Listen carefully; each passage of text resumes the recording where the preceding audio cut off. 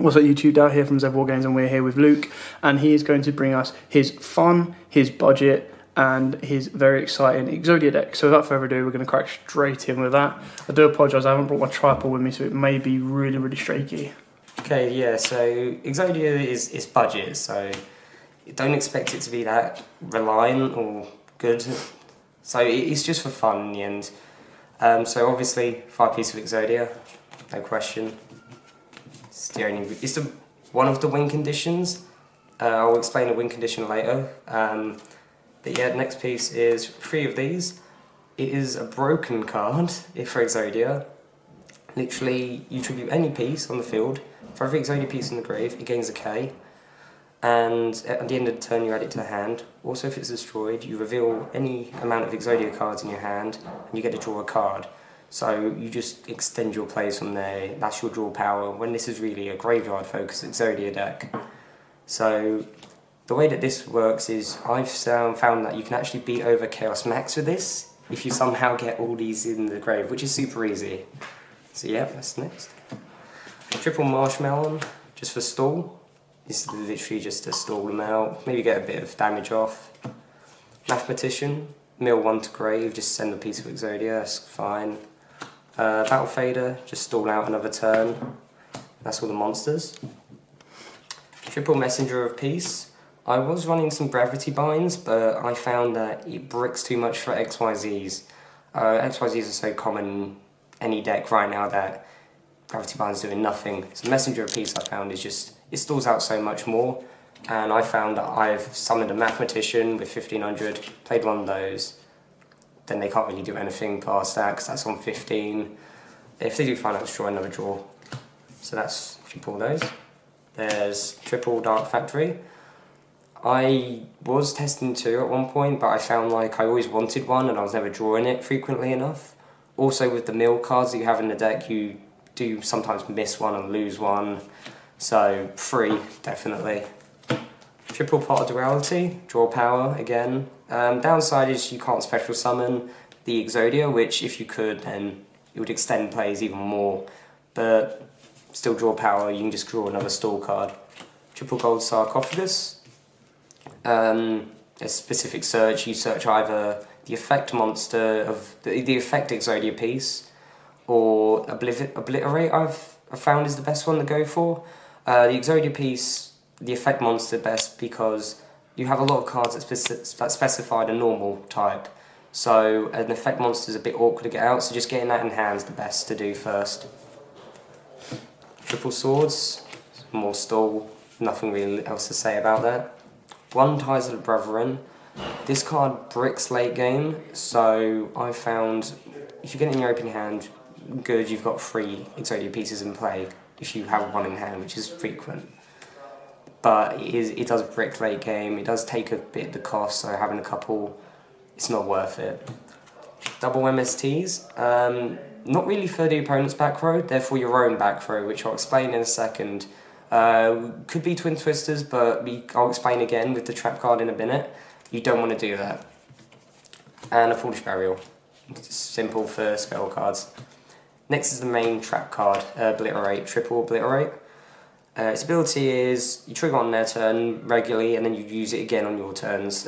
You send an Exodia piece from hand or deck to grave, return 1 to hand. So that returns the Synchros, your XYZs, mainly their extra deck, and their boss monsters. So they overextend, say, into all the resources, they're all in the grave, you just bounce it back. Its second ability is when it leaves the spell trap card, zone, you can add an Exodia piece from grave to hand. The problem is it's only once per turn, so I found when I've had 2 on field, I'll pop 1 with MST instead of Twin Twister because you can't trigger both for the effect. So that's Obliterate, one of the key cards for you for this deck. Triple Negate Attack, stall. A Pinpoint Guard, that reuses the Marshmallow, so you get that back and it's not to talk about battle anyway, so it's not just a turn. Backup Soldier, it's just to get 3 pieces quickly in your hand, then sometimes the boss monster Exodia can just return the last one and game. These you can put in front of things, so it is a budget deck, it's super budgety, but I've just put these in because I already had them. So I've got a Quake and a Drowning. Really, I'd rather have 2 Quaking or even 3, simply because that puts them in the face down the fence. They can't move them. They're kind of slowed down, and that slows them down. Drowning does the same, but it just returns back into the deck. But Quaking would keep it on board, and they use up all the spots. So that's all of those. I don't really have an extra deck, but just a couple cards I've thrown in. Number 83 Galaxy Queen. Again, it's just a stall thing. Just overlay 2 Exodia pieces, stall so they can't destroy all of them. And you just, for a couple turns, it's not that big of a deal. And Dante, simply for mill, because you get your Dark Factory and a backup soldier in hand a lot of time, or just 2 Dark Factories, you can just mill the rest of your deck, just mill with another 6 cards and you're good. And that should be it. What about stuff like Card D and Upstart and anything like that? Is that something that you would... Card D is a definite one. I want to get into it. It's simply, I've got a friend who's getting some for me that I'm going to pick up, I think it was tomorrow. So Card D is a definite one in there. Upstart, obviously, on Upstart, but I found that a lot of times there's not really any space to take anything out. You kind of need a lot of these cards, and you've got to rely a little bit on draw. Of course, it's a fun deck. It's not super consistent, but you can a lot of times pull out some pretty nice scrapes. So I'd say it's fine. I would add Upstart. Just some other suggestions just to look into, really. Yeah. Like if you looked into like I don't know how bad lose 1 turn and skill drain would affect your deck. I'd say skill drain would hurt the deck a bit, because you do rely on the boss monster Exodia to get your... I've had it where in testing I've drawn from them destroying it 3-4 cards, and then literally next turn I game them and then they're out. I've got a couple combos that are pretty good with the boss monsters. Yeah, sure.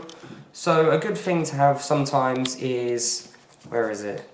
If you have Obliterate on field, you have a lot of pieces in your hand. Say you have those 4 pieces in that engrave. You've gotten to the later part of the game, and this is destroyed.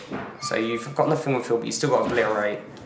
A good thing to have is when that gets destroyed, you draw 4 cards, and most likely you're going to have a Dark Factory. So what you can do is, because it says hand and deck, you literally mill 1 to grave, shuffle, doesn't matter, play, add both to hand game. That's one of the biggest combos that I've seen. A lot of times as well I've seen where you use the backup soldier first. You add 3 back to hand, but you're still missing that 1 last piece in grave, and you don't have anything to bring it back. So again, Obliterate, mill that 1 that you drew from the 3, and then Dark Factory brings 2 back.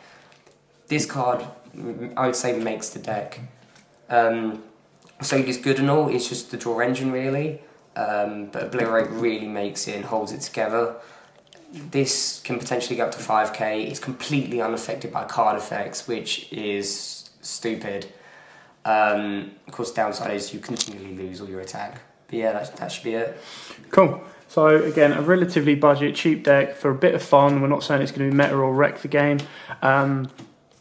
But, you know, in the old days when you used to be able to Exodia someone, you would be overly excited. This deck, just with the releases of the Yu-Gi decks, has made it even easier for you to get. You look at the main cards there on the field. Now, obviously, Exodia pieces you can pick up in common really, really cheaply, or you get them in a Yu-Gi deck. Obliterate should only be a couple of quid, and so should this the main boss Exodia card. So, yeah, thanks for watching. Those can easily be changed out. They can be any type of Mirror Force you want. They're just Luke's personal preference. So, thanks for watching. Don't forget to like, comment, subscribe, share, give us a big thumbs up. Let Luke know what you think of the deck and any other suggestions. I mean, like he said, it's in testing phase, so he's open to different changes and stuff like that to look into. So thanks for watching, like, comment, subscribe, share, and as always guys, happy dueling. If you like that video, why not check out our other videos available. We've got more deck profiles, pack openings, and of course duels. And don't forget to click on the most important button of all, that subscribe button right in the bottom left hand corner.